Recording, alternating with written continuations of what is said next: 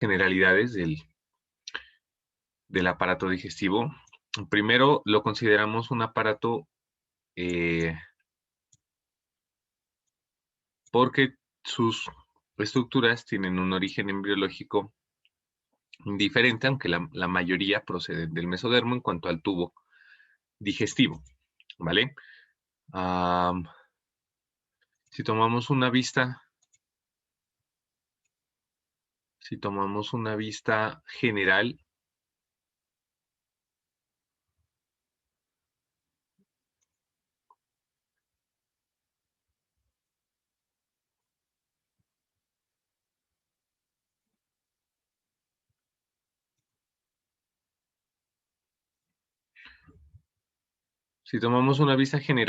del cuerpo humano,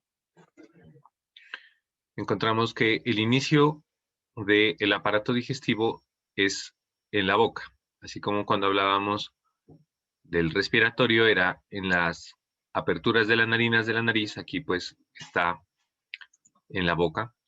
Se continuaría con el paladar blando, la faringe, la orofaringe, la laringofaringe, el esófago.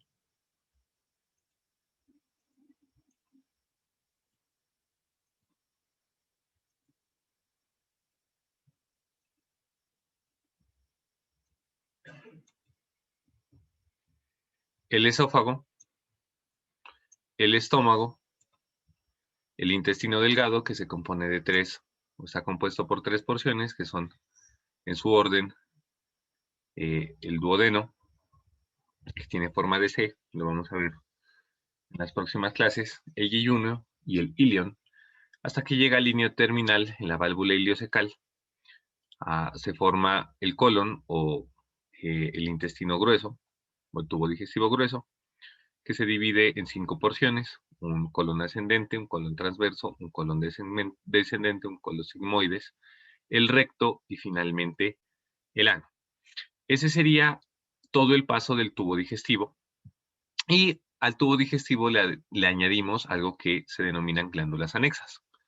En la boca tenemos las glándulas salivares, y en el abdomen encontramos el hígado, ¿sí?, que es el órgano endocrino más grande del cuerpo humano, el sistema biliar o hepatobiliar, la vesícula y los conductos biliares, y el páncreas. Podríamos relacionar también las suprarrenales, pero las suprarrenales las vamos a ver en urinario, aunque realmente hacen neta y exclusivamente parte del sistema endocrino y poco y nada tienen que ver con la función digestiva. Como ven, no, eso no va a ser algo complejo. Nos vamos a enfocar en lo que es más relevante o más importante para ustedes en cuanto al estudio de la anatomía.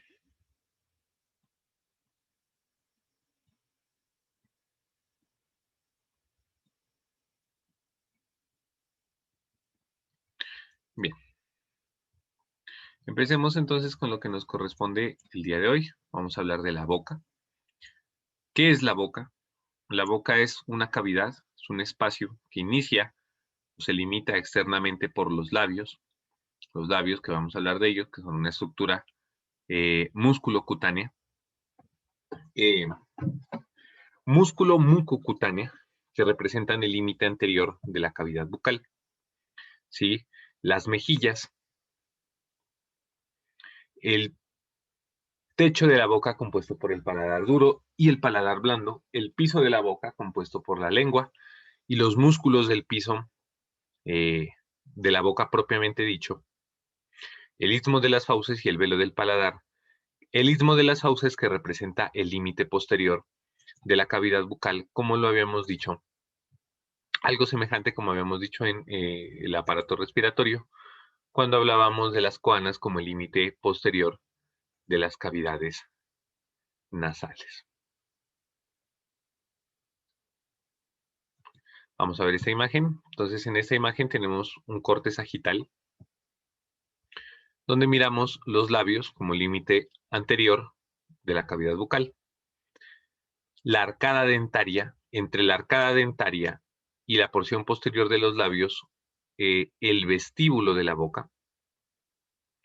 Detrás de la arcada dentaria, la cavidad oral propiamente dicha, con su techo formado por el paladar duro. Ustedes saben, el paladar duro compuesto por las láminas o los procesos palatinos del maxilar y las láminas horizontales del hueso palatino. Y el paladar blando, que el paladar blando se constituye, lo vamos a ver ahora en adelante, de una porción músculo mucocutánea, también que tiene fines pues en la deglución y la fonación, como lo vamos a ver posteriormente. El piso, representado por la lengua, y los músculos propios o propiamente el piso de la boca. Y aquí el istmo de las fauces, que corresponde al límite posterior de la cavidad bucal, continuándose así con la orofaringe. ¿Listo? Bien, entonces, dicho eso y entendiendo qué es la cavidad bucal,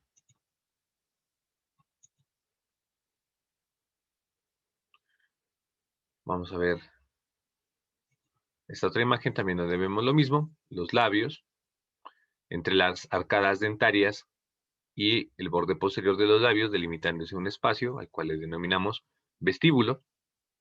Detrás de las arcadas dentarias y hasta el istmo de las fauces, a la cavidad oral propiamente dicha, ¿sí? Que pues, se constituye de una pared superior, una pared inferior, dos paredes laterales compuestas por las mejillas, una pared anterior compuesta por el borde lingual o la cara lingual o yugal de los dientes, que ya lo vamos a ver en, en este momento, y el límite posterior por el istmo de las fauces. Bueno, entonces vamos a empezar hablando de lo más anterior y de lo más superficial hacia lo más profundo. Lo primero que nosotros encontramos entonces son los labios. Como dijimos, los labios son unas estructuras músculo-muco-cutáneas. Músculo-mucocutáneas, ¿por qué? Están compuestas principalmente por el músculo orbicular de la boca. Recuerden que los labios deben moverse, hacen parte tanto del aparato digestivo como de la fonación, en el sentido de que la forma que nosotros le damos a la boca nos permite articular las palabras y formar especialmente las vocales. ¿Listo? Depende de la apertura de la boca, de cómo la abramos, ¿ya? Y los movimientos de la faringe, como se va a ver posteriormente, a el resultado del sonido de las palabras o pues del tipo de sonido que emitimos a través de los mismos. Son dos, uno superior y uno inferior. El labio superior generalmente más delgado que el labio inferior. El labio superior en su porción externa que se relaciona con el filtrum nasal. ¿Sí? Recuerden, viene el tabique nasal, debajo de él viene una depresión, a esa depresión nosotros la llamamos el filtrum, y debajo del filtrum hay una eminencia. Dicha eminencia se conoce como eminencia labial, ¿vale? La eminencia del labio superior. El labio inferior es generalmente más grueso, no presenta mayores relieves. Ambos labios en sus porciones externas pues están cubiertas. Su esqueleto es muscular y están recubiertos por un tejido, por un epitelio queratinizado. Y ambos labios se unen en sus bordes laterales formando la comisura labial. ¿Listo? Esto que vemos nosotros al extremo se denomina la comisura labial. Creo que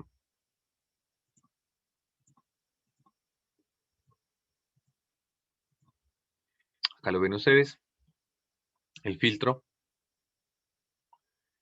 el surco nasolabial, que es una cosa diferente. El labio superior, acá miren, aquí le dicen tubérculo del labio superior. Nosotros le podemos llamar tubérculo o eminencia del labio superior. Y acá la comisura de los labios. ¿Listo? El espacio que se delimitan entre el labio superior y el labio inferior se le denomina hendidura labial. Cuando nosotros abrimos la boca, pues se amplía dicha hendidura. Cuando cerramos la boca, pues se disminuye el espacio de dicha hendidura. En su configuración interna, los labios pues están cubiertos por un tejido mucoso, eh,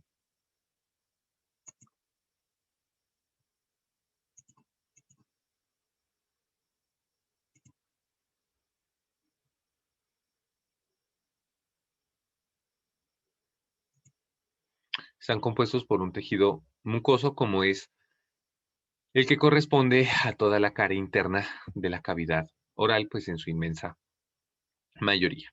¿Listo?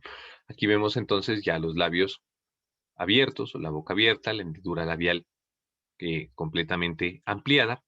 Y esta imagen nos sirve para ver o con la que vamos a estar familiarizados respecto a lo que podemos evidenciar a la inspección de la cavidad oral. Cuando nosotros vemos la inspección de la cavidad oral, vemos la arcada superior, la arcada dentaria superior, vemos el paladar duro y el paladar blando, la úvula, vemos el arco palatogloso o el pilar anterior de la faringe, entre el pilar anterior y el pilar posterior, que es formados por el arco palatogloso, sí, es un arco porque tiene dos pilares, un pilar anterior y un pilar posterior, en medio de ellos las tonsilas palatinas, o también conocidas como amígdalas palatinas. ¿Esto por qué es relevante? Porque mm, hay muchas patologías en la cavidad oral y pues una, por ejemplo, frecuente es la famosa amigdalitis, ¿sí? Entonces uno le pide a la persona que abra la boca, ilumina esto pues, con una fuente de luz, sostiene la lengua hacia abajo con el baja lenguas para poder evaluar las estructuras de la cavidad oral.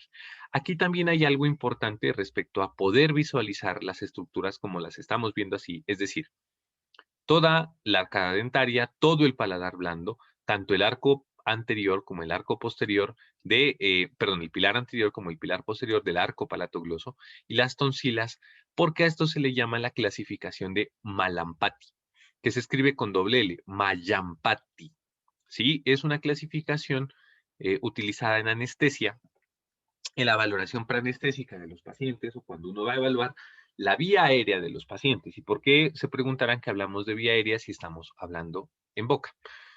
Porque no sé si cuando vieron respiratorio, la doctora les habló sobre la intubación orotraqueal como un procedimiento médico y cómo deben alinearse los ejes entre la boca, la laringe y la tráquea para facilitar la visualización de las cuerdas vocales y proceder a la intubación orotraqueal. Hay predictores de vía aérea difícil. Dentro de los predictores de vía aérea difícil, una de las clasificaciones que se utiliza es la que les estoy nombrando, la clasificación de Malampati. Si ustedes buscan la clasificación de Malampati, va desde un grado del 1 hasta el 4, otros dicen del 1 hasta el 5, donde esto sería un Malampati 1. Un Malampati 1 es bueno en el sentido de que yo miro todas las estructuras y cuanto más alto es el Malampati, yo menos estructuras veo y cuanto más alto es el Malampati es un predictor mayor de vía aérea difícil, es decir, que es un paciente que va a ser más difícil de proceder a la intubación orotraqueal. ¿Listo?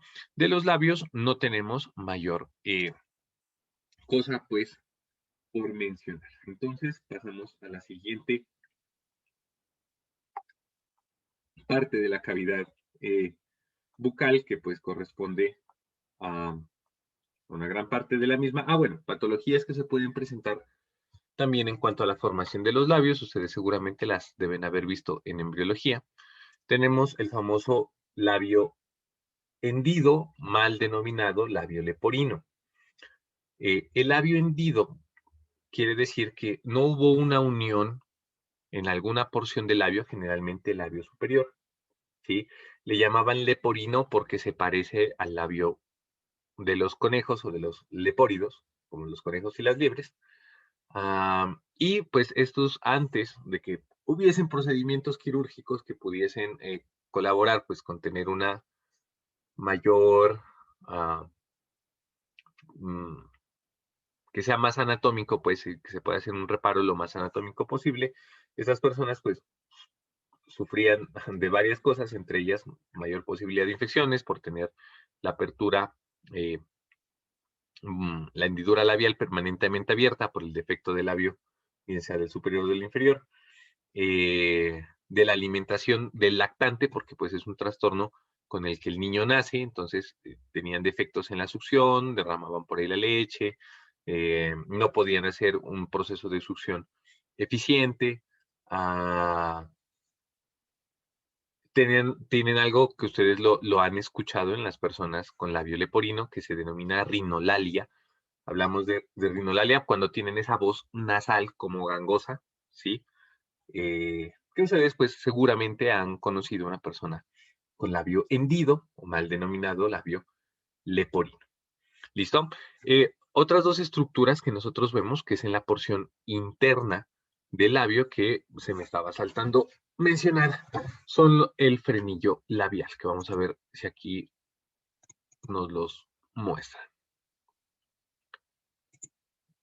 Bien, cuando nosotros levantamos los labios, aquí, pues muy mal porque lo está haciendo sin guantes, ¿no? Y está levantando los labios, pero bueno, vemos que hay unos repliegues de mucosa que se adosan a las encías de la arcada superior y de la arcada inferior, lo que se denomina ambos como frenillo, pues uno corresponde al labio superior y otro al labio inferior. Puede ser el caso de que estos frenillos sean hipertróficos, es decir, que sean gruesos y grandes, especialmente en el labio superior, no sé por qué, pero el labio superior es el que más suele presentar alteraciones de este tipo. Ah, y esto, pues, este frenillo labial hipertrófico aumentado de tamaño puede producir algo que se llama diastema interincisivo, o sea, que los dientes de en medio se separan, ¿sí? Se abren. En esos casos, pues, indica la resección quirúrgica del frenillo y con ello puede favorecer el cierre de ese diastema, o sea, que se vuelvan a aproximar eh, los, los, los dientes. ¿Listo? Los incisivos eh, superiores. Pues especialmente si es el del labio superior. ¿Listo? Eso era lo que teníamos que hablar con respecto a labios. Vamos ahora a hablar de los dientes. Vamos a hablar de los dientes.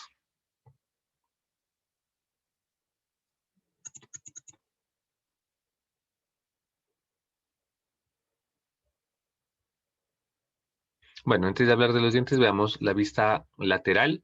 En la vista lateral de la cavidad bucal, lo que nos están señalando aquí es la apertura del conducto parotidio. ¿Sí? La apertura del ducto parotidio que se produce, unos textos dicen entre el primer y segundo molar superior, otros dicen entre el segundo y el tercero. La mayoría de textos lo refieren entre el primero y el segundo.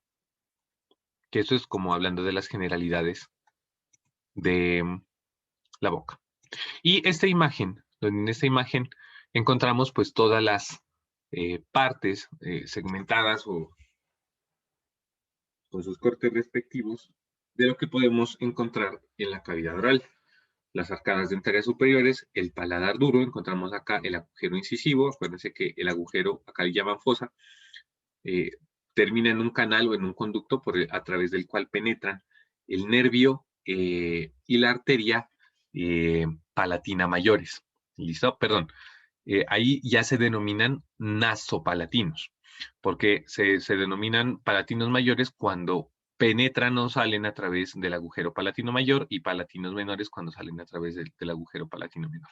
Acá ya se van a denominar naso, nervio y arteria nasopalatinos y ascienden pues hacia la cavidad nasal proveyendo de inervación sensitiva y pues la irrigación del suelo de la cavidad nasal. Encontramos esta línea media o el rafe eh, palatino del paladar.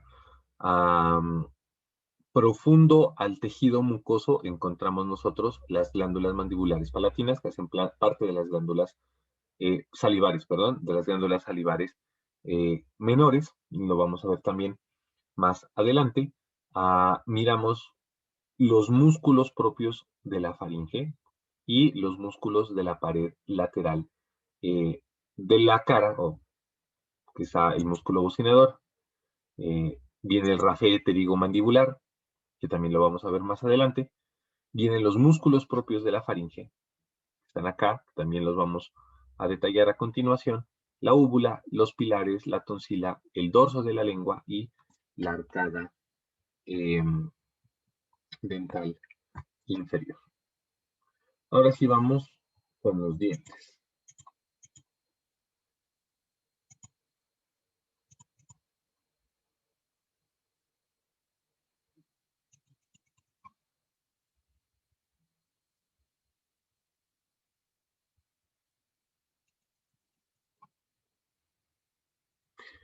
Bien, empecemos con esta imagen. ¿Listo? Nosotros tenemos dos dentaduras. Una dentadura que se llama de decidua o decidual o de leche o transitoria, que se compone por 20 dientes, y una dentadura permanente, ¿sí? Que se compone por 32 dientes. ¿Listo?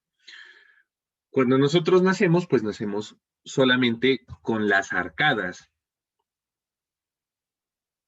de la maxila y de la mandíbula y los alveolos por donde pues van a protruir los dientes. Los mismos están en formación y están en la profundidad de la cavidad de la maxila y la mandíbula y van a ir protruyendo en un orden. Entonces, lo primero que nosotros vamos a ver es el orden con el cual eh, aparecen los dientes. No voy a ser 100% estricto con esto porque varía mucho de texto a texto. Si ustedes miran el texto de Rouvier, hay una tabla donde les dice el incisivo inferior a los 6 meses, el incisivo superior a los 7 meses, pero obviamente no es exacto. Lo que sí es que hay un orden. Los primeros en protruir generalmente son los incisivos inferiores. ¿Listo? Que protruyen entre los 5 y los 9 meses de edad. Los segundos son los incisivos superiores, que protruyen entre los 8 y los 10 meses de edad. Los segundos son los caninos. Ustedes los ven aquí. Generalmente primero el canino inferior entre los 15 y los 21 meses y generalmente luego el canino superior entre los 16 y los 20 meses. Finalmente aparecen el segundo y tercer molar que se definen así, el primer molar, que es el molar inferior, y el segundo molar entre los 15 y 21 meses, y el segundo molar entre los 20 y los 24 meses, y en la parte superior, el primer y segundo molar también entre los 15 y 21 meses, y entre los 20 y los 24 meses de edad. ¿Listo? Quiere decir que para los 2 años, usualmente ya el niño tiene la dentadura completa, la dentadura de decidua o de leche. Luego, pues estos dientes se van a caer, generalmente se caen en el orden que aparecen, no es ley, pero es lo más usual, y empiezan a aparecer los dientes permanentes o empiezan a hacer erupción los dientes permanentes. En la medida que el diente permanente emerge, pues va empujando al diente de leche, ¿sí? Y por eso el diente de leche se cae. Pues todos atravesamos o experimentamos esa situación. Y generalmente, como les digo, pues es en el mismo orden. Entonces, los incisivos inferiores van a aparecer primero, generalmente, y los incisivos superiores aproximadamente a los 7 años de edad. Luego van a aparecer los incisivos laterales, generalmente a los 8 años de edad. Luego vendrán los caninos, generalmente entre los 11 y los 12 años. Luego vendrán los premolares, porque ya en la dentadura del adulto hay premolares, 2 premolares, los vamos a ver el primero y el segundo, primero el primero, luego el segundo, entre los 9 y los 10 años, entre los dos, y finalmente los molares, que el primer y segundo molar, ¿sí? Van a aparecer entre los 6 años, el primer molar y el segundo molar entre los 12 y los 13 años, para finalmente dejar los terceros molares, que se conocen también como las muelas del juicio, o las cordales, o las cordalas, creo que tienen otro nombre, cerotinos, les denominan también, que ocluyen pues mucho más tarde, en la adultez generalmente, entre los 17 y los 25 años de edad. Esto es importante porque, primero, muchas cavidades orales no son lo suficientemente grandes como para que alcancen a penetrar estos terceros molares.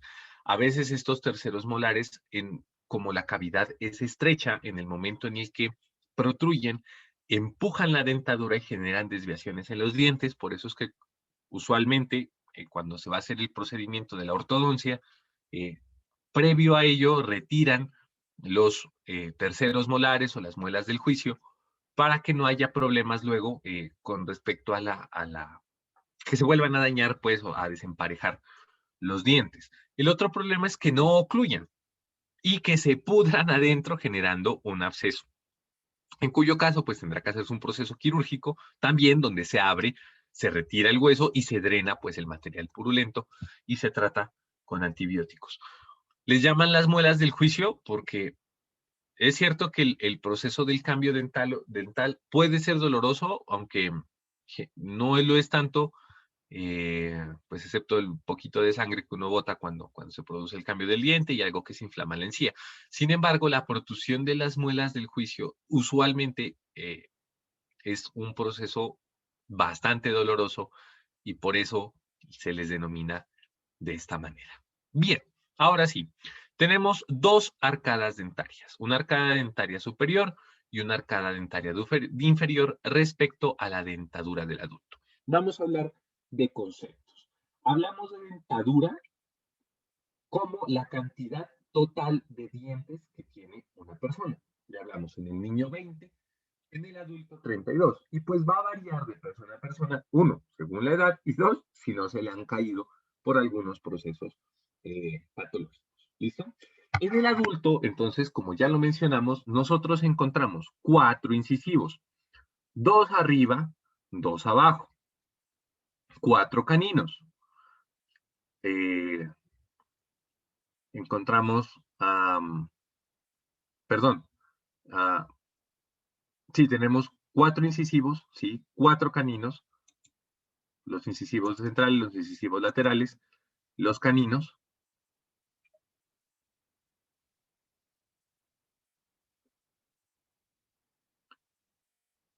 Encontramos en la porción superior 2 incisivos centrales, 2 incisivos laterales, 2 caninos únicos, 2 premolares y 3 molares. Esa es la fórmula dentaria del adulto.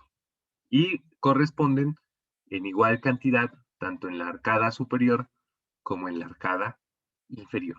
Y van a tener unas características que los diferencian a los unos de los otros.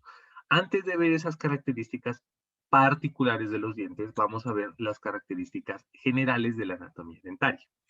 El diente se compone de 3 partes, una porción superior a la que denominamos corona, una porción inferior a la que denominamos raíz, que es la que está unida al alveolo, bien sea de la maxila o de la mandíbula, y la porción donde se une la corona con el cemento, que llamamos a ver qué es el cemento, se denomina el cuello. Entonces, un diente, todos los dientes van a tener 3 porciones: la corona, el cuello y la raíz.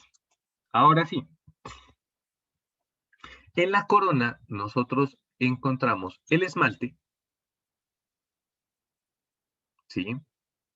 Y encontramos que la corona puede presentar varias caras dependiendo del diente. Este, por ejemplo, es un molar.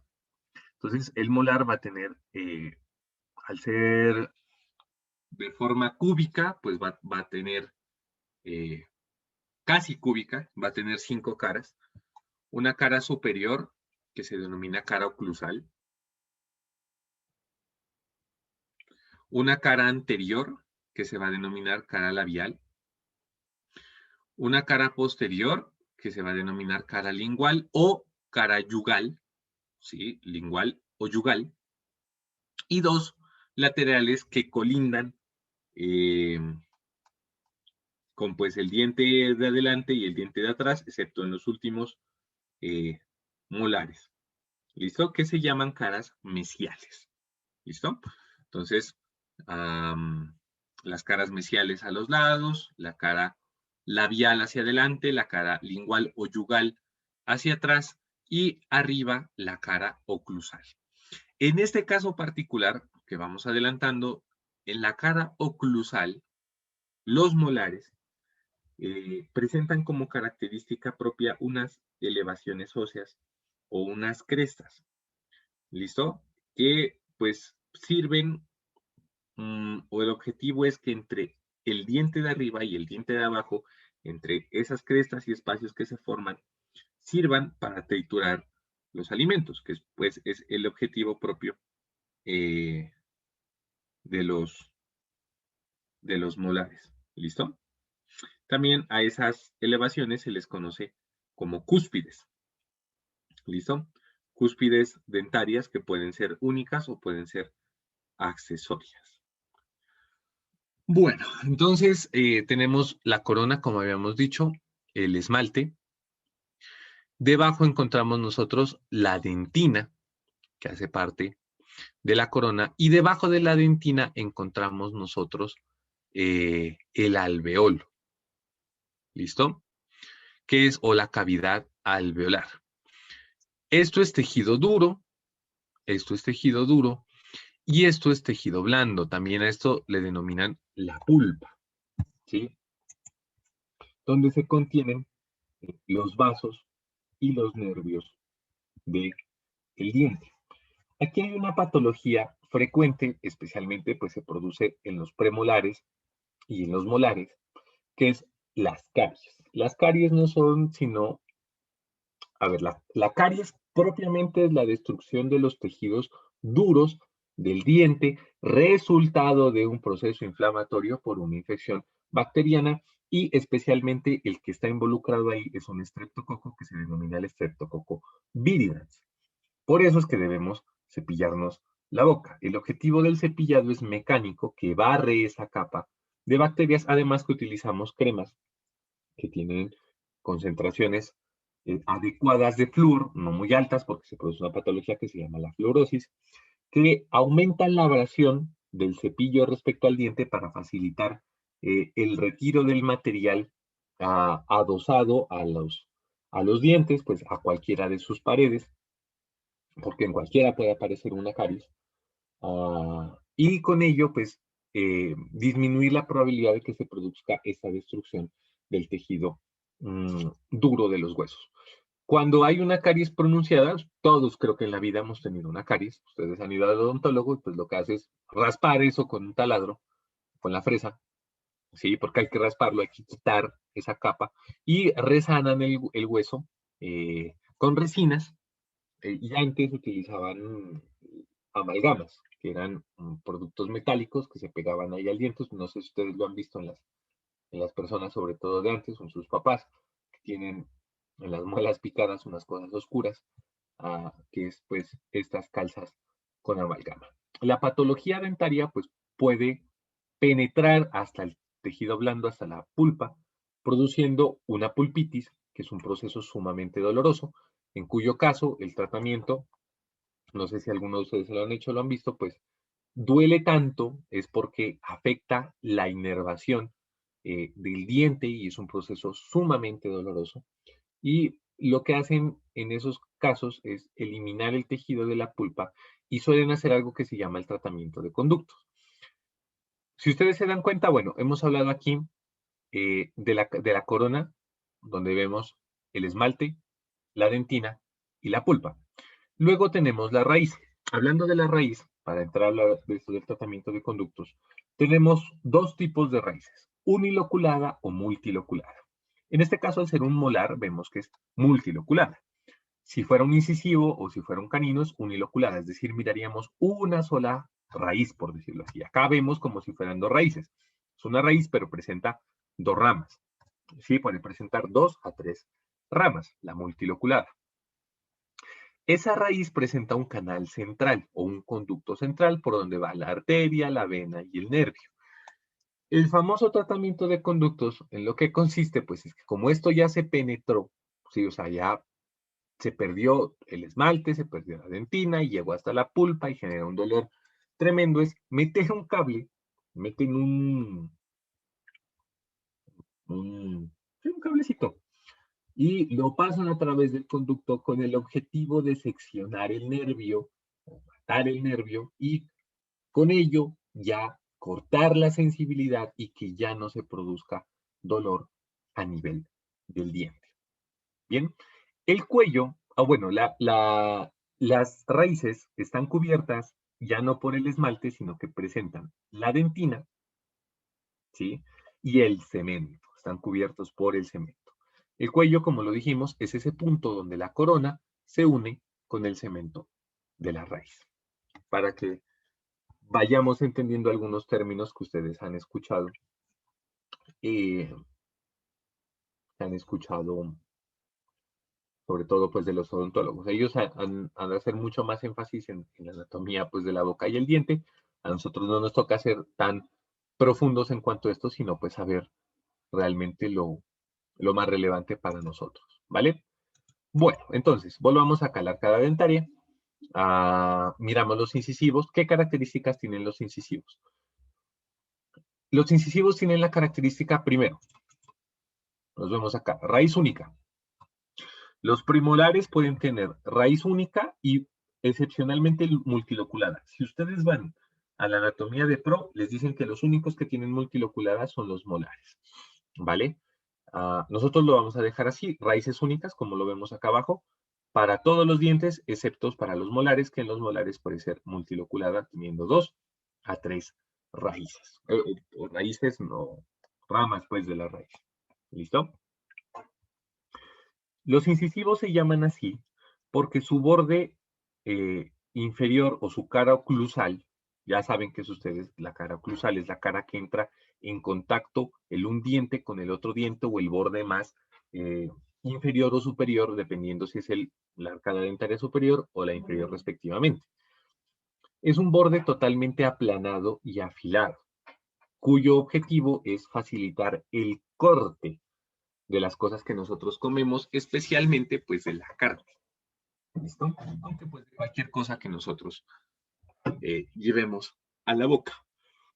Esa es lo que tienen los dos incisivos. Entonces, los incisivos presentan una cara oclusal, inferior en el caso de los superiores y superior en el caso de los inferiores, de un borde afilado, una cara labial, ¿sí? Una cara lingual, en el caso de ellos, que es netamente lingual, que es decir, que entra en contacto con la lengua cuando la boca está cerrada, y las caras laterales, una mesial y una distal, ¿sí? O sea, una que es próxima a la línea media y otra que es próxima hacia la línea lateral.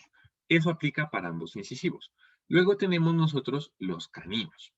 Los caninos ya tienen la particularidad o su nombre deriva pues de que parecen colmillos, ¿sí? Se dice que prueba de que nosotros,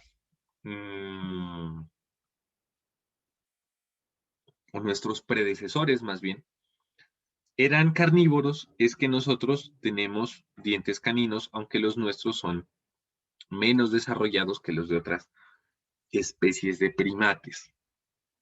Hay muchos debates y teorías al respecto, pues que no es el objetivo entrar a hacer polémica aquí acerca de ello. Realmente si nosotros vemos o hacemos algo de anatomía comparativa, los caninos de los animales, como el perro, como los lobos, como pues ya no son caninos, sino que son colmillos.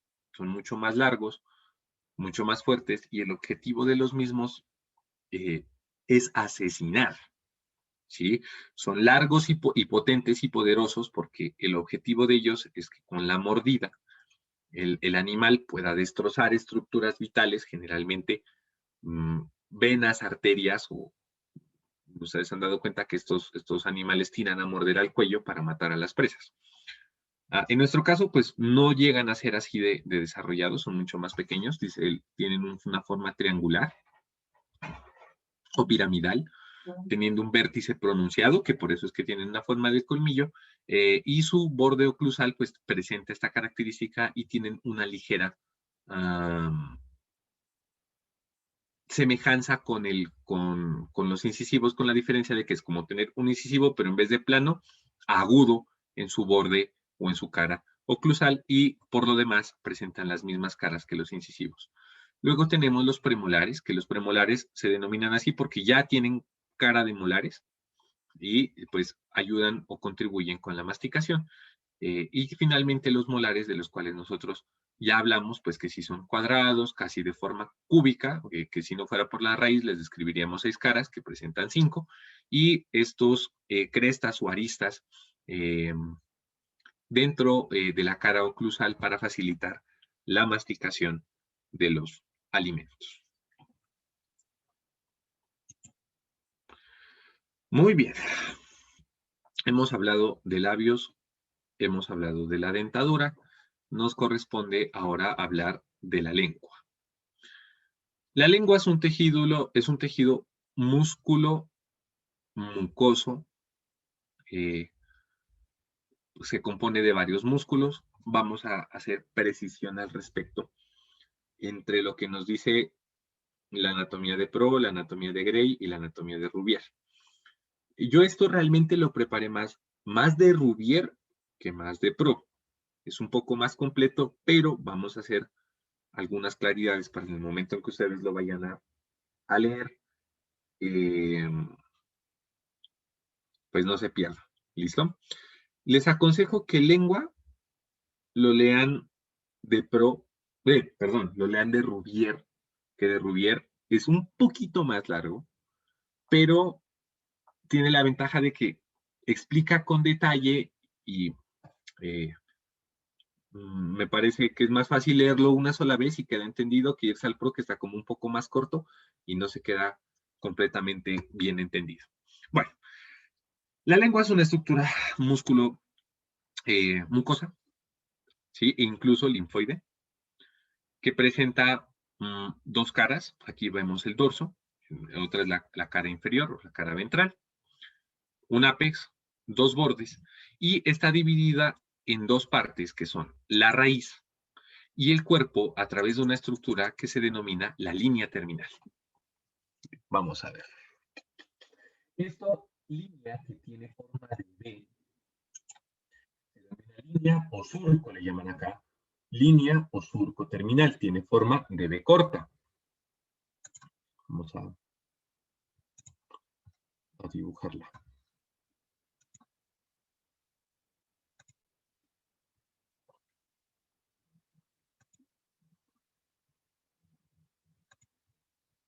Ustedes la ven aquí. ¿Listo? Ese es el surco o línea terminal.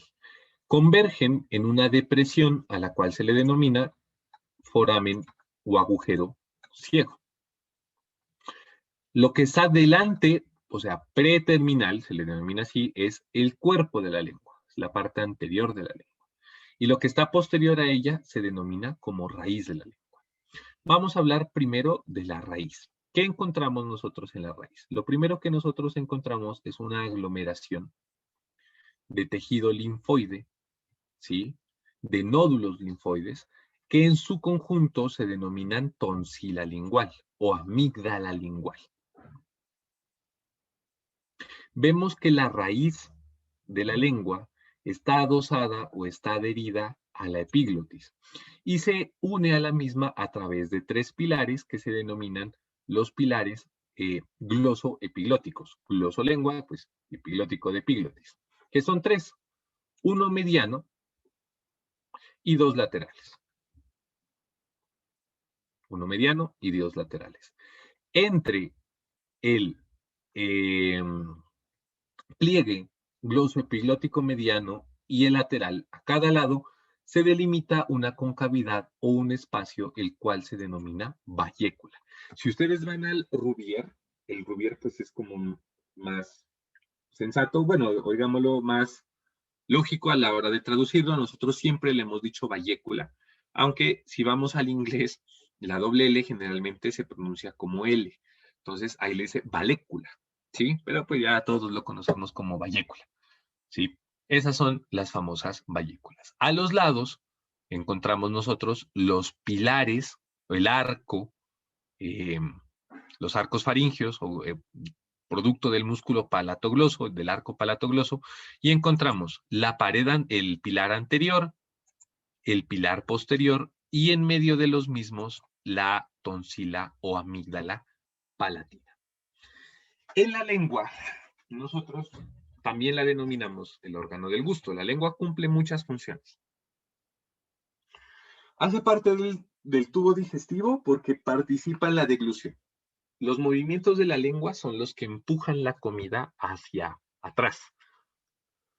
Entonces, está intrínsecamente relacionada con la deglución. Segundo, hace parte del órgano fonatorio. No solamente la laringe, que se considera el órgano fonatorio por excelencia, pero también la lengua. Porque si no fuera por los movimientos de la lengua con el paladar, no pudiésemos articular las palabras y pudiésemos emitir sonidos, más no articular la palabra. Y probablemente por esta es la razón a la que a los idiomas también se les conoce como lenguas o a la lengua con este nombre. ¿Listo? Y aparte de eso, es el órgano del gusto. ¿Listo? Es el órgano del gusto. En toda la extensión del tejido mucoso de la porción anterior, es decir, del cuerpo de la lengua, encontramos 4 diferentes clases de papilas. Esto sí está mejor explicado en el PRO que en el Rubier, probablemente porque Rubier es un texto más viejito. Parece que fueran 3. En Gray está muy mal, muy escueto. Eso sí, con lo de las papilas, quédense con lo que dice el PRO. Entonces tenemos 4 tipos de papilas. Primero vamos a hablar de las más grandes, que se denominan caliciformes, o aquí les dicen valladas, pero tienen, yo les he visto 2 nombres. Les llaman caliciformes o les llaman también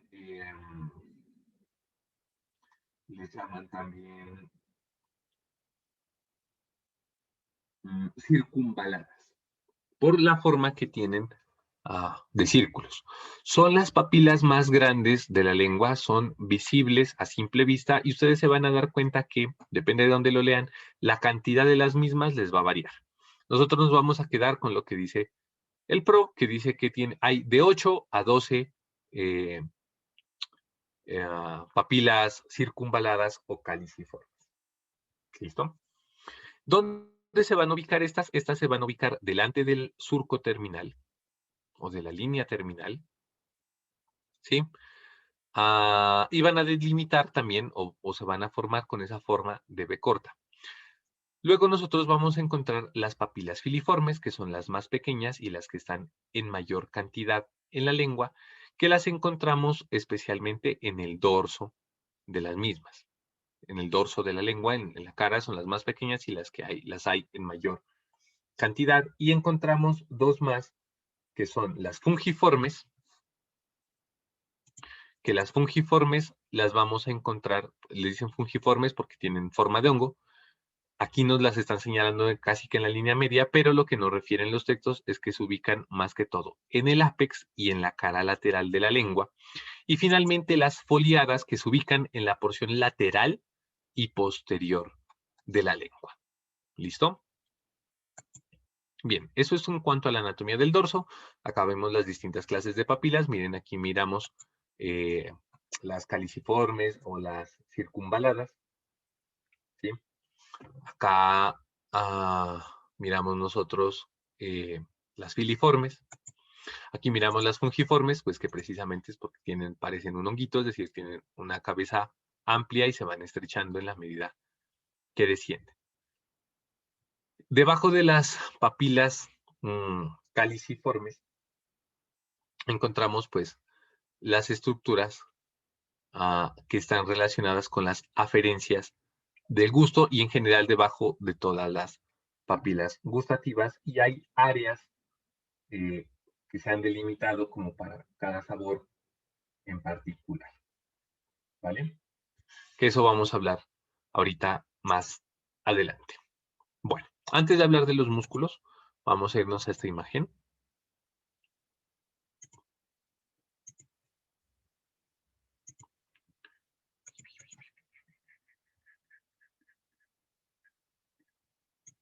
Bien, vamos a ver esta imagen que es simplemente para ver la anatomía inferior de la lengua.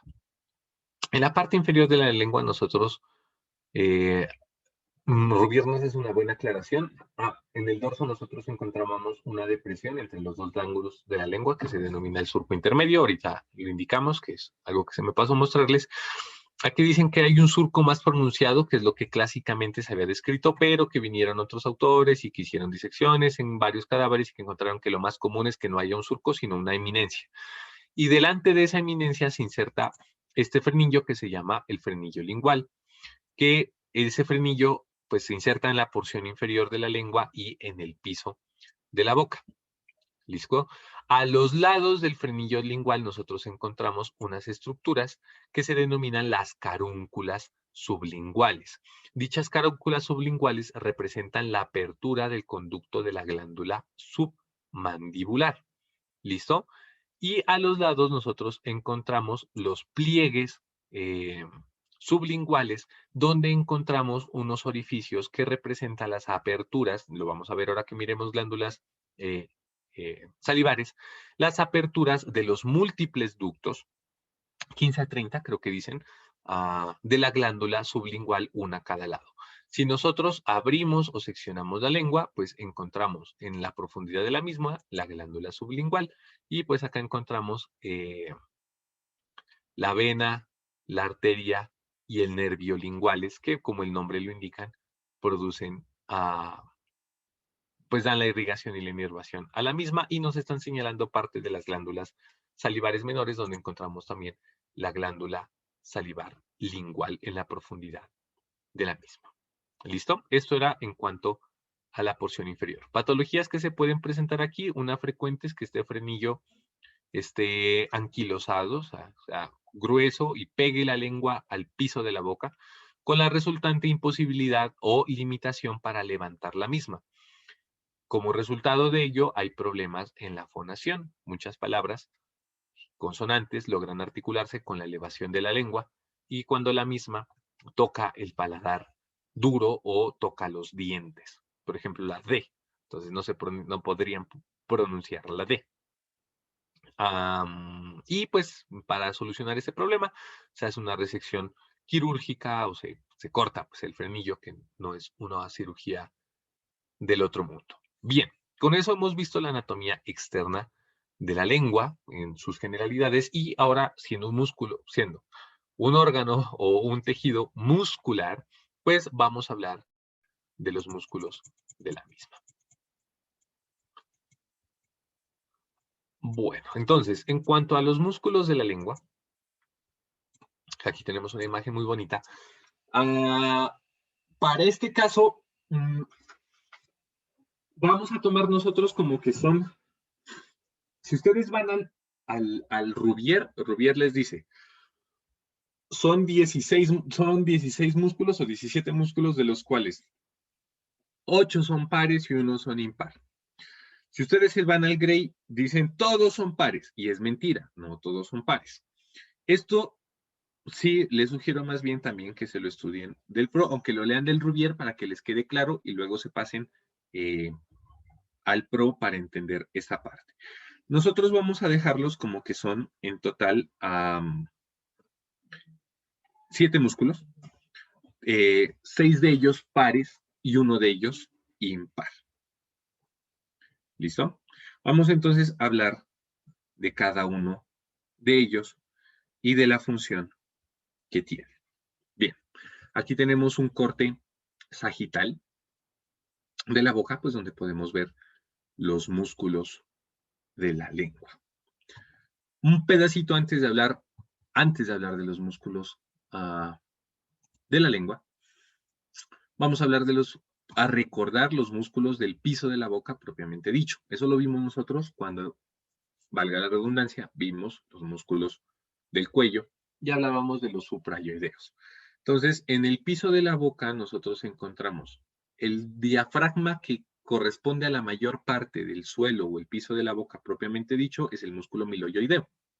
Ustedes lo ven aquí, es el más inferior de ellos. Encima nosotros encontramos otros dos músculos, el genioyoideo, que entre los dos forman el suelo muscular de la boca. Y luego nosotros ya encontramos un músculo que hace parte de la lengua que se denomina el músculo geniogloso. ¿Listo? Esto es como un recorderis solamente para aclarar esta parte y mencionar esta parte. Bien. El primer músculo del que nosotros vamos a hablar es este. que es el músculo hiogloso. El músculo hiogloso le describen dos porciones inconstantes que se llama el condrogloso y ceratogloso. Condrogloso, que en teoría se inserta en el asta menor del hueso yoides y que termina insertándose en la porción inferior y lateral de la lengua, como nosotros lo vemos aquí, y el condrogloso el ceratogloso, perdón, que se inserta en la porción medial del asta mayor, es decir, acá atrás, y que termina insertándose en la misma parte, es decir, porción inferior y lateral de la lengua. Si lo vemos como un solo músculo y no como dos porciones, pues encontramos que se insertan tanto en el asta menor como en el asta mayor del yoides y se dirigen al borde inferior y lateral de la lengua. Están inervados todos por el nervio hipogloso, excepto uno que no lo vamos a nombrar dentro de los músculos de la lengua porque los vamos a hablar para nosotros dentro de los músculos de la faringe, de la porción, no de la faringe, no, del velo del paladar y del istmo de las fauces, que es el músculo palatogloso, que es el que estamos viendo aquí, que no se inerva por el 12avo, sino por el 9º, que es el glosofaringeo. ¿Listo? Bien. Entonces, acá tenemos nosotros el músculo hiogloso. Todos los que vamos a hablar, excepto este, ya dijimos, se inervan por el glosofaringeo, es decir, por el 12avo par craneal, y la acción motora del músculo hiogloso, estando acá, es llevar la porción de la lengua que está detrás del surco terminal en dirección posterior e inferior. Si nosotros vemos la lengua en este corte, aquí estamos viendo el cuerpo es totalmente acostado y horizontal cuando pues la lengua está relajada y la raíz es casi que netamente vertical. Entonces, lo que hace este músculo es echar para atrás la raíz, ¿sí? De la lengua. El siguiente músculo del que nosotros vamos a hablar es este, que es el geniogloso. El geniogloso que se inserta en las espinas geni o mentoniana o mental superior, como lo vimos cuando pasamos por cráneo, y se termina insertando en la aponeurosis lingual. Aquí hay una imagen en el Rubier que nos muestra el esqueleto de la lengua. El esqueleto de la lengua se compone, si ustedes lo leen de pro, dice de dos cosas, la fascia lingual y la membrana hioglosa. Si ustedes lo leen del Rubier, dice que pues tanto de la fascia como de un septo intermedio, que es el que nos divide a la lengua en dos partes y hace que los músculos sean pares, excepto uno, que es el longitudinal superior. Entonces la lengua pues está recubierta por una fascia y a esa fascia es donde se van a insertar el músculo geniogloso. La acción del músculo geniogloso es mover la lengua hacia adelante. Pues al contraerse, tira la lengua hacia adelante y también participa en la retracción del ápex de la lengua cuando la lengua está completamente protruida. Luego tenemos nosotros el músculo estilogloso. Aquí está presente. Está el músculo estilogloso que se inserta en la apófisis estiloides, como su nombre lo indica, se dirige de forma inferior y anterior hacia el vértex de la lengua y se fusiona aquí con el músculo hiogloso, como la imagen nos lo indica, y la función de este es llevar la lengua hacia arriba y hacia atrás, lógicamente, hacia arriba y hacia atrás. Luego tenemos nosotros el músculo longitudinal superior, que creo que no, esta imagen no nos lo muestra, y al longitudinal inferior sí. Ahorita miramos el longitudinal superior, que dijimos es el único impar. El longitudinal superior, pues es par, inferior, perdón, es par, como nosotros lo habíamos dicho. Se inserta en la porción posterior del vértice de la lengua, acá, como ustedes lo ven, y se termina profundizando e insertando en la raíz de la misma.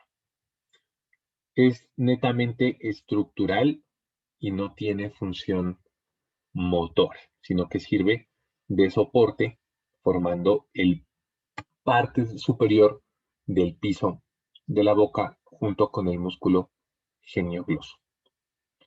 Luego nosotros encontramos el transverso de la lengua, que tampoco nosotros lo miramos aquí. Ahorita vamos a otra imagen donde se mire. Y el vertical de la lengua. Vamos a ver.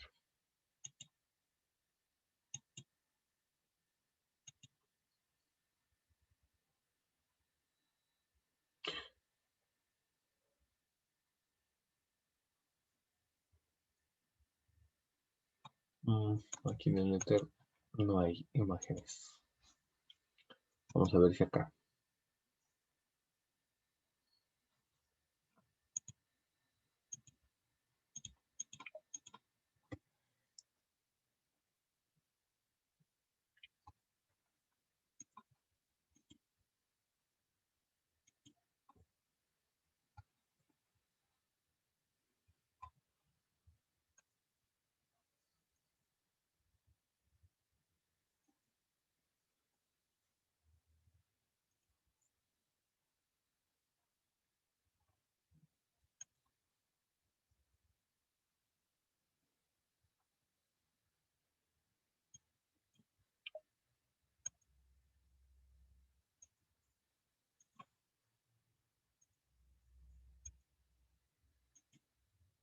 Nosotros lo vemos acá arriba, eso se los quedó debiendo y cuando hagamos el repaso lo mostramos bien, los longitudinales superiores, el transverso de la lengua y el vertical de la lengua. ¿Listo? Que pues tampoco son cosas de vida o muerte, pero pues acá las tenemos que ver.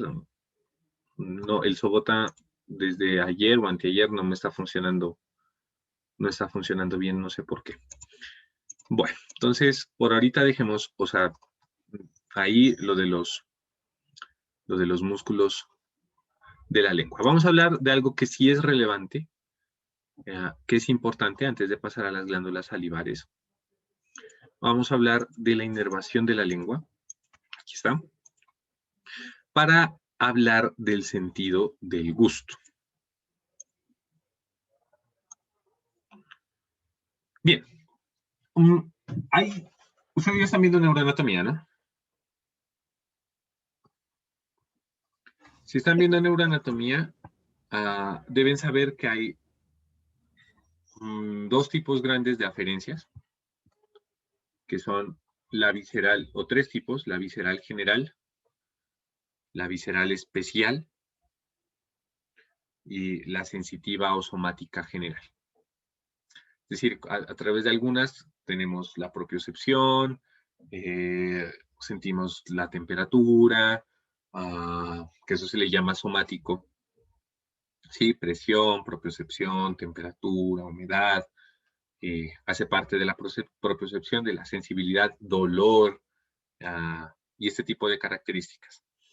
En la lengua nosotros vamos a encontrar que la sensibilidad o la inervación de la lengua se va a dar, la inervación general de la lengua se va a dar por tres nervios, que son el glosofaringio, el trigémino y el facial.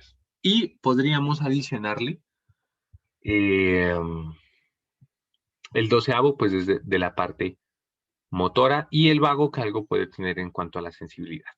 Si hablamos de la sensibilidad, o mejor, de la inervación aferente, es decir, de la inervación sensitiva, nosotros encontramos que la lengua está inervada por el trigémino, por el facial, por el vago y por el glosofaringio. Pero no todos van a cumplir la misma función. Bien, vamos a esta imagen. Y los 2/3 anteriores de la lengua van a estar inervados por dos nervios, que son trigémino y facial. El trigémino va a dar la sensibilidad somática y visceral general. ¿Qué quiere decir inervación somática y visceral general? Usted puede ser a través del nervio trigémino que percibe la sensibilidad de la lengua, o sea, el tacto, la presión, la propiocepción, la temperatura, todas estas cosas están determinadas por el nervio trigémino. ¿Listo? Pero el gusto, el sentido del gusto, no va vía trigémino, sino que va vía nervio facial a través de dos nervios que son el cuerda del tímpano y el nervio intermedio, ¿sí? A través del nervio lingual. ¿Listo? El nervio lingual es una aferencia del quinto par, pero recibe ramas del séptimo a través de la nervio cuerda del tímpano y del nervio intermedio. Otros dicen del petroso inferior. Varía de autor a autor. Lo importante es que el gusto está relacionado con el nervio facial. Ahora sí, la raíz o la porción posterior recibe también dos tipos de inervación. El vago, una inervación del vago, vía la rama del laringio superior. Ustedes ya recuerdan el laringio superior cuando miraron inervación en la laringe, que la laringe se inerva por la rama laringea superior, que se divide en dos nervios, un profundo y un externo, o un externo y un interno, y la recurrente del vago. Acá esa rama laringea superior va a dar ramas para inervar la porción posterior de la lengua. Obviamente miren porque está relacionado con la epiglotis, que hace parte de la laringe, y las bayéculas. Y otra a través del nervio glosofaringio. El nervio vago netamente da inervación sensitiva. El nervio glosofaringio provee la inervación gustativa de la porción posterior de la lengua. ¿Listo? A través de ramas del nervio lingual o vía nervio lingual. Eso se los van a preguntar en neuroanatomía, se los van a preguntar en semiología y se los van a preguntar probablemente en otras áreas posteriores. ¿Listo? Que ustedes vayan viendo adelante. Bien, finalmente vamos a hablar del velo del paladar y del istmo de las fauces. Para por hoy terminar. No me alcancé a desatrasar hoy, pero por hoy lo vamos a dejar hasta donde en teoría nos hubiese correspondido. Para lo que se viene no es tan complicado, que en la próxima clase lo que haríamos es faringe, esófago, estómago, y hablamos de una vez de intestino delgado, todo. Así vamos desempatando. Incluso creo que nos da para hablar de intestino delgado y depende de cómo nos vaya, podríamos alcanzar intestino grueso. Aquí nos faltan dos cosas. Las glándulas salivares. Bien, las glándulas salivares, antes de pasar al istmo de las fauces y el velo del paladar, tenemos dos tipos de glándulas salivares, mayores y menores. Vamos a hablar primero de las menores.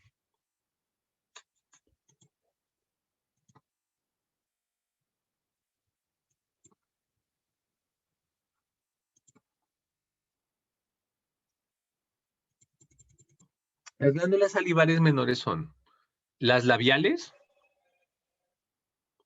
las linguales y las palatinas. ¿Listo? Vamos a ver si aquí nos señalan algunas de ellas. Bueno, las linguales ya las vimos en un corte, las labiales simplemente están relacionadas con los labios y esta hendidura en el vestíbulo de la boca. El néter sí está flojito en imágenes para esta parte. A ver.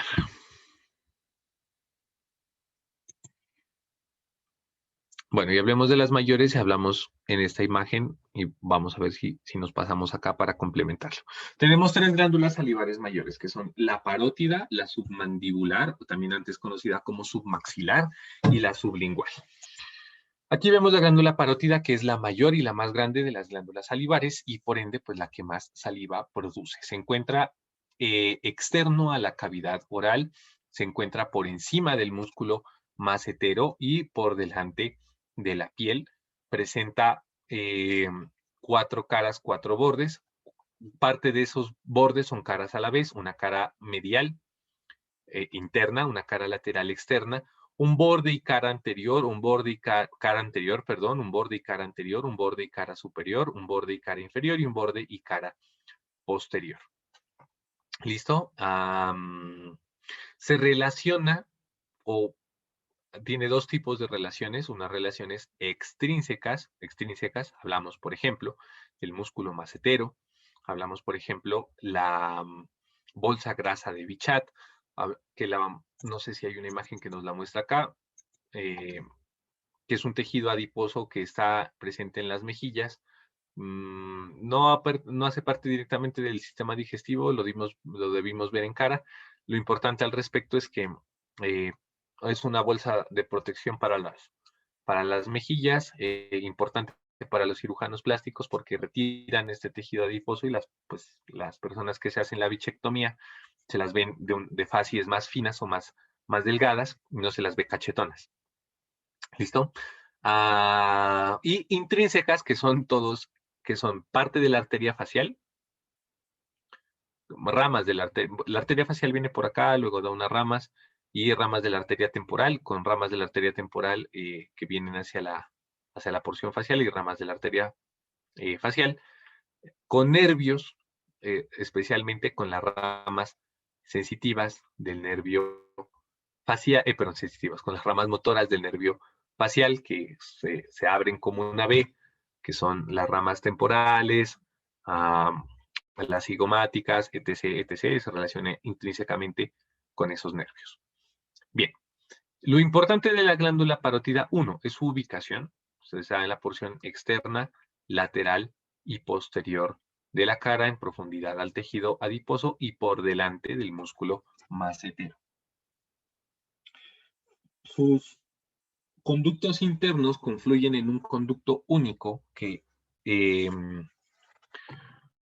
pasa a través o abre en la porción anterior y superior de la glándula, que se dirige inicialmente de manera anterior y superior, y que posteriormente penetra, ¿sí? Penetra el macetero para abrir, como ya habíamos dicho, entre el primer y segundo molar dentro de la cavidad oral. Patologías que se relacionan con esto, bueno, varios. Hay una cosa que se llama cialodenitis, se produce cialolitiasis también. Hay cálculos que se pueden producir a nivel del conducto parotidio, lo que producen obstrucción del mismo, que se acumule saliva en el ducto y que pues haya resequedad bucal. Trastornos inflamatorios de la parótida, pues la más común son las parotiditis virales o bacterianas, y en casos menos frecuentes, las autoinmunes, que producen algo que se llama el síndrome de Sjögren, que es una enfermedad autoinmune que ataca las glándulas salivares y las que producen y las glándulas lagrimales y se caracterizan por boca seca y ojo seco. Bien, la inervación de la glándula parótida, la inervación funcional, está dada por ramas del nervio temporal, ¿sí? Que pues tienen sus eferencias somáticas especiales, pues que producen la liberación del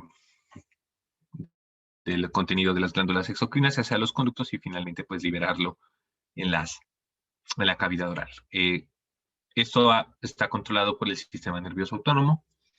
El parasimpático estimula la producción de secreciones y el simpático disminuye la producción de secreciones. Por eso, también, dentro de la correlación clínica, en las intoxicaciones por organofosforados o por anticolinérgicos, por colinérgicos, se produce un aumento de las secreciones bucales y a ese aumento de las secreciones bucales se le denomina, o de aumento de la producción de saliva propiamente, se le denomina cialorrea. ¿Listo? Cialo de saliva con X y rea, pues de que produce mucho o está botando mucho. Lo contrario que decíamos, por ejemplo, cuando hay un cálculo que obstruye la salida de la saliva, o hay un trastorno inflamatorio autoinmune, como el síndrome de Sjögren, se denomina serostomía, ¿sí? Que es sequedad de la mucosa oral. Entonces, hialorrea cuando se produce mucha saliva, serostomía cuando la mucosa oral está seca. ¿Listo? Por ejemplo, la hialorrea, pues ya dijimos, se puede encontrar en tumores de la glándula parótida que aumenten la producción de saliva o intoxicaciones por colinérgicos, por ejemplo, inhibidores de la colinesterasa, como los organofosforados.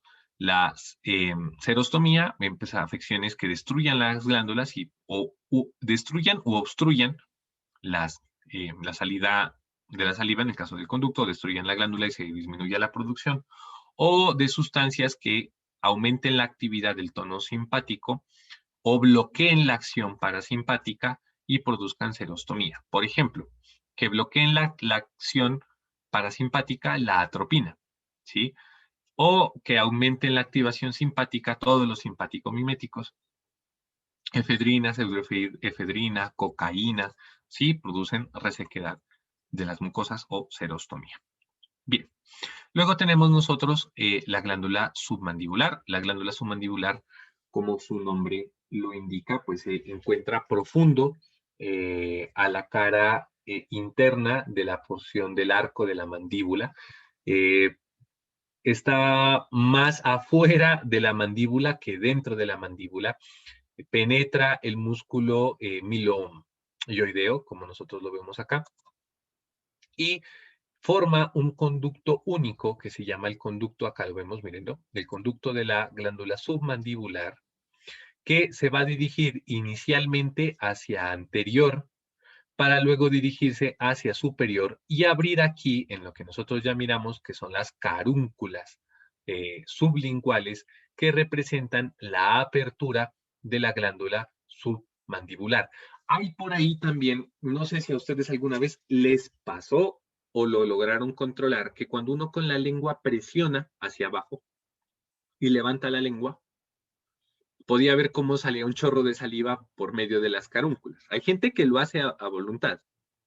Eso es porque, pues, al presionar con la lengua, con la porción posterior de la lengua, pues aplastan la glándula submandibular, facilitan la salida de la saliva y esta pues sale a través del conducto sublingual. A veces, no sé, yo creo que a todos nos ha pasado que hemos estado hablando y por alguna razón se produce esta acción y sale una cantidad significativa de saliva por medio de este conducto.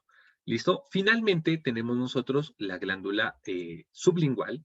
La glándula sublingual se compone de varias aperturas pequeñas, 15 a 30, creo que dice el libro, si estoy mal, me corregirán ustedes, y no tiene un conducto único, sino que todas ellas abren en la porción inferior de la lengua. ¿Listo? Datos también clínicos que podemos hablar del espacio sublingual, que es un espacio ricamente vascularizado y tiene una mucosa absortiva. Y hay cosas que se absorben a través de la lengua. Por ejemplo, el alcohol. ¿Uno se puede emborrachar solo teniendo el alcohol en la boca? Sí, se demoraría un resto, pero sí. Si uno tiene el alcohol debajo de la lengua y lo deja ahí, eventualmente el alcohol se absorbe, se demoraría más que pues por la ingesta oral, pero eventualmente uno terminaría con el mismo efecto de la embriaguez. Hay medicamentos que se absorben vía sublingual. Por ejemplo, algunos antihipertensivos, aunque la administración de antihipertensivos por vía sublingual está proscrita, es decir, está contraindicada. El dinitrato de isosorbide, un medicamento que se utiliza para tratar el dolor anginoso en pues, los síndromes coronarios, se absorbe también por vía sublingual. Los opiáceos se absorben también, algunas formas, las presentaciones orales se absorben por vía sublingual.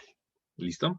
También como dato de correlación clínica, pues que es lo que, la verdad, intento o procuro darles en las clases. Bien, con eso terminamos las glándulas salivares. Esto es de la histología. De esto poco y nada me acuerdo, entonces yo en esto no me meto. Bien, bien, bien. Y ahora sí, vamos a hablar del istmo de las fauces y del velo del paladar. Bien. A la porción blanda del paladar se le conoce también como velo del paladar. Es una porción, es una estructura músculo mucosa. Tiene un esqueleto muscular y está recubierto por mucosa oral.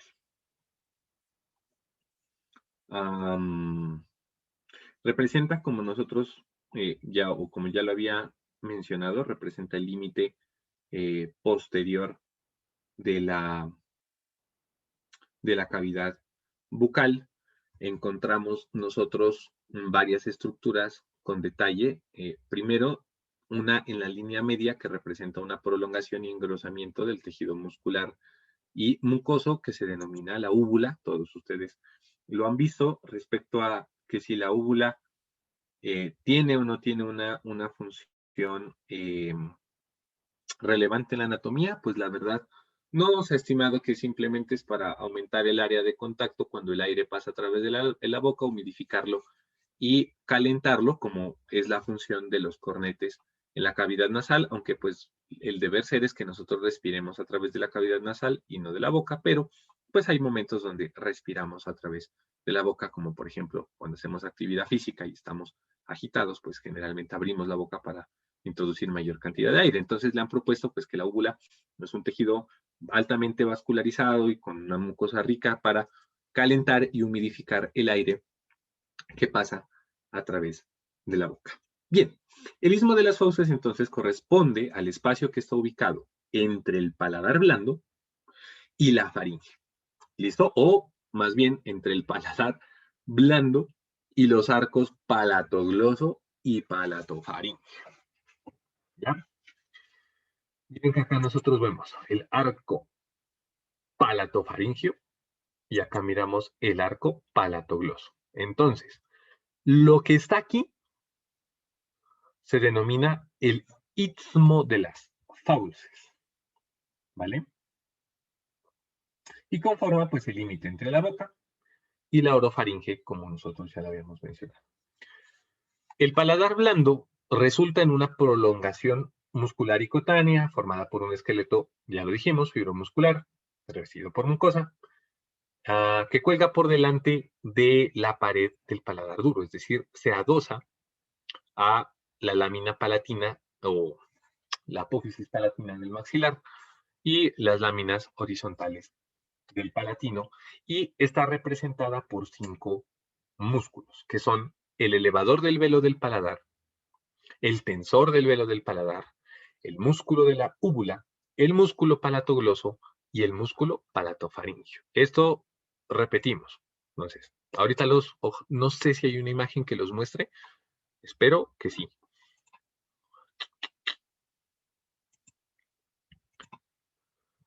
Ah, sí, acá los tenemos. Bueno, entonces por ahorita quedémonos con esa imagen. Tenemos 5 músculos, el palatogloso, palatofaringio, de la úvula, elevador del velo del paladar y tensor del velo del paladar, aunque aquí nosotros no los estamos viendo. Bueno, entre los dos músculos, ustedes ya saben, se forma un arco, un pilar anterior, un pilar posterior, y en dicho arco encontramos la tonsila palatina. Vamos a ver esta imagen de acá, a ver si nos resalta los músculos. El primero nosotros lo estamos viendo aquí, es el músculo palatogloso, ¿vale? El músculo palatogloso se extiende desde la porción inferior del paladar blando, perdón, porción inferior del paladar blando, ah, hasta el músculo transverso de la lengua, aunque pues esos fueron los músculos que nosotros nos quedamos debiendo.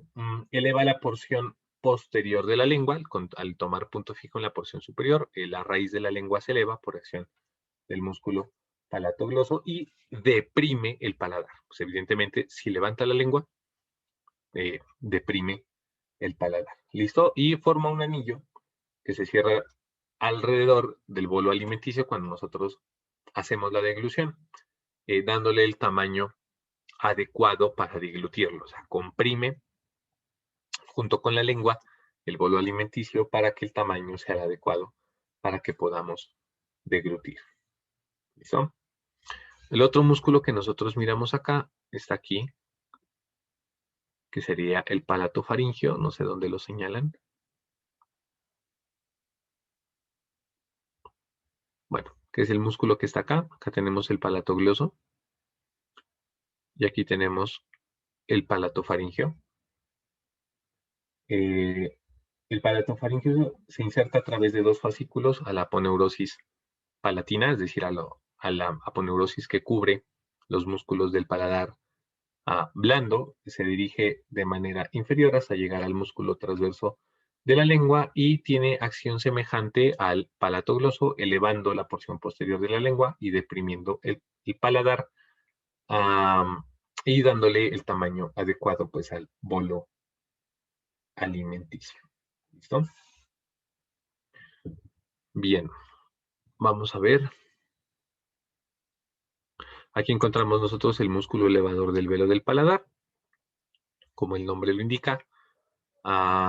Bueno, este músculo se eleva, este músculo se inserta proximalmente en la porción petrosa del hueso temporal, ¿sí?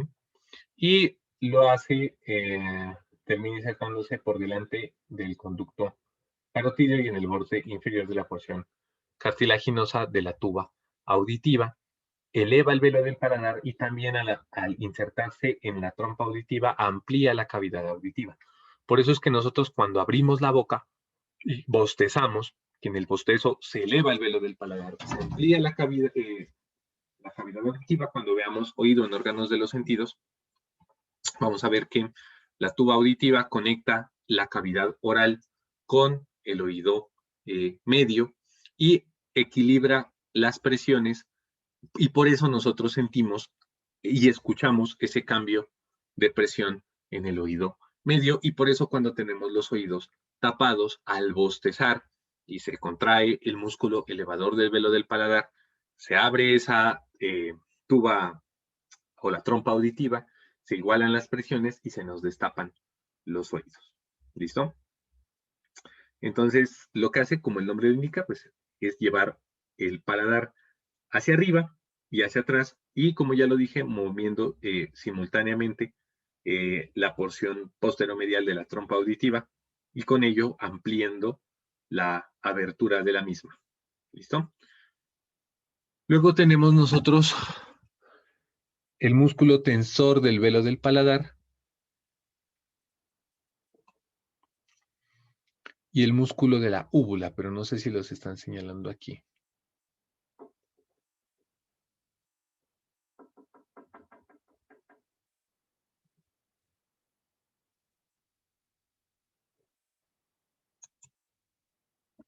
Bien.